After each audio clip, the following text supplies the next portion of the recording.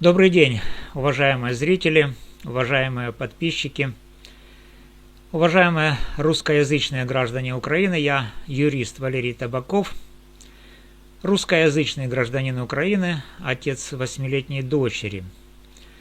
Сегодня 19 декабря 2025 года.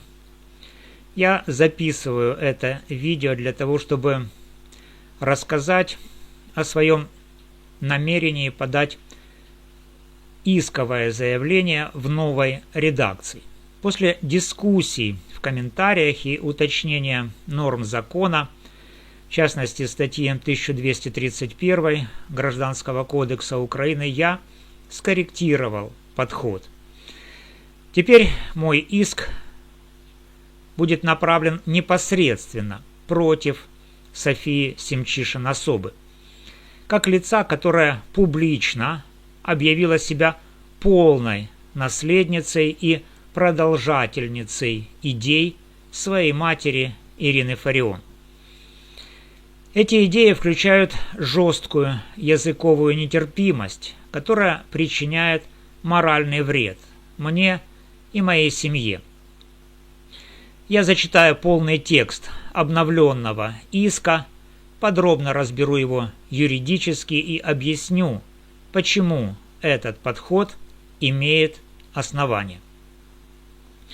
Если вы русскоязычный украинец и тоже чувствуете дискриминацию, досматривайте до конца. Это может стать основой для ваших действий.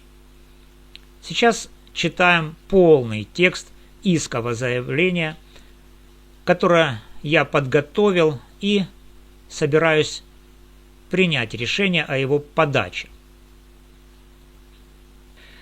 В Галицкий районный суд города Львова или Соломенский районный суд города Киева истец Валерий Табаков, русскоязычный гражданин Украины, отец несовершеннолетней дочери 8 лет, адрес и телефон, имейл по желанию. Ответчик София Семчишин-Особа, ее адрес, город Львов, можно установить через суд. Цена иска 100 тысяч гривен, не облагается судебным сбором. Исковое заявление о возмещении морального вреда, причиненного незаконными действиями ответчика, как продолжательницы идей Ирины Фарион. Я, Валерий Табаков, гражданин Украины, русский язык мой родной.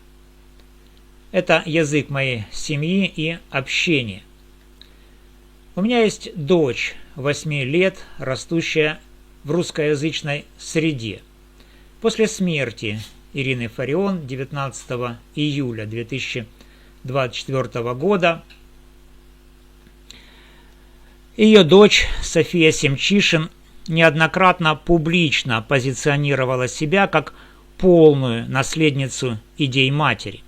В частности, 1 января 2025 года на открытии улицы имени Фарион во Львове она заявила: «Мы год начинаем не только с Бандеры, а и с Ирины Фарион. То есть не только бандеризация, а теперь должна быть и фарионизация. Это должно стать целью жизни сознательных украинцев, готовых бороться за свою нацию». Также она отметила, что смерть матери стала бессмертием для нее и для идеи нации, за которую боролась Фарион. Такие заявления подразумевают полное принятие и продолжение идей Фарион о языковой нетерпимости. Русскоязычных называли предателями, требовали эмиграции или принуждения к насильственной украинизации. Эти идеи СБУ признала основанием для возбуждения уголовного дела по статье 161 Уголовного кодекса Украины в 2023 году. В рамках досудебного следствия были проведены ряд экспертиз, подтверждающих ксенофобский характер высказываний Фарион.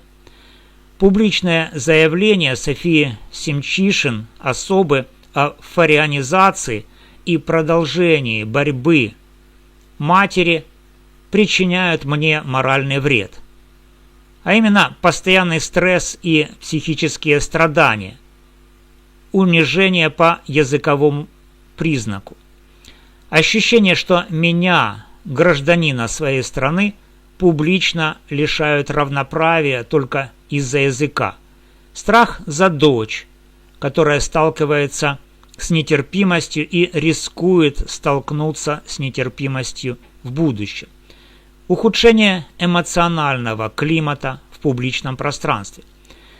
Заявления ответчика самостоятельны, публичны и нарушают мои права. Статья 23, статьи 1166,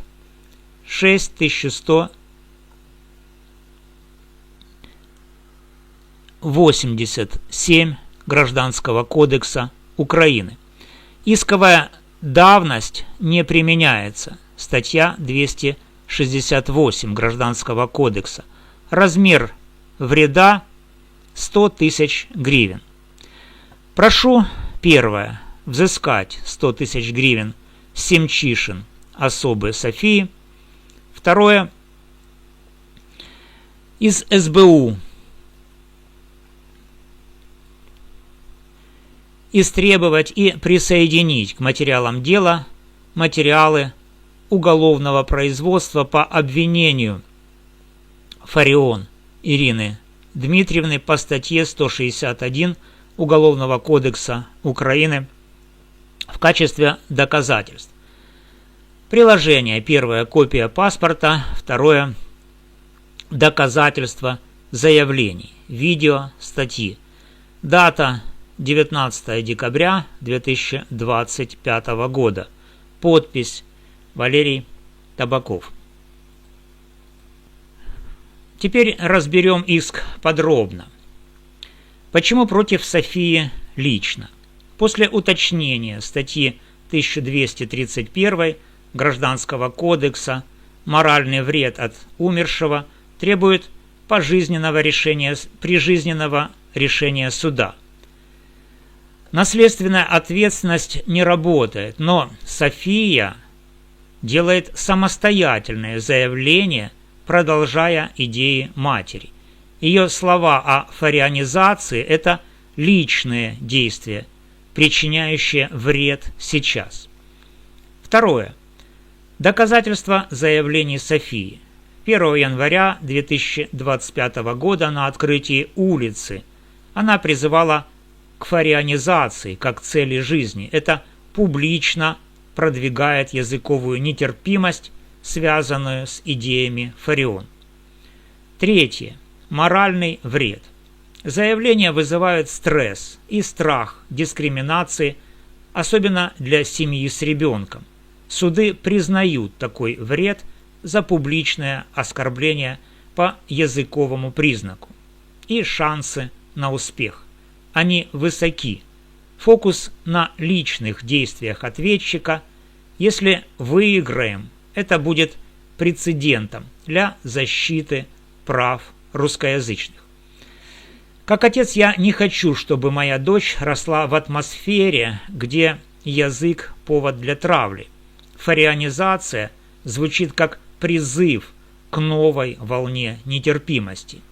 Я планирую идти в суд за принцип равноправия. Если вы пострадали, пишите в комментариях, я помогу с исками. Подписывайтесь, ставьте лайк, делитесь. Вместе будем защищать права всех граждан Украины. Спасибо за просмотр. С вами был юрист Валерий Табаков.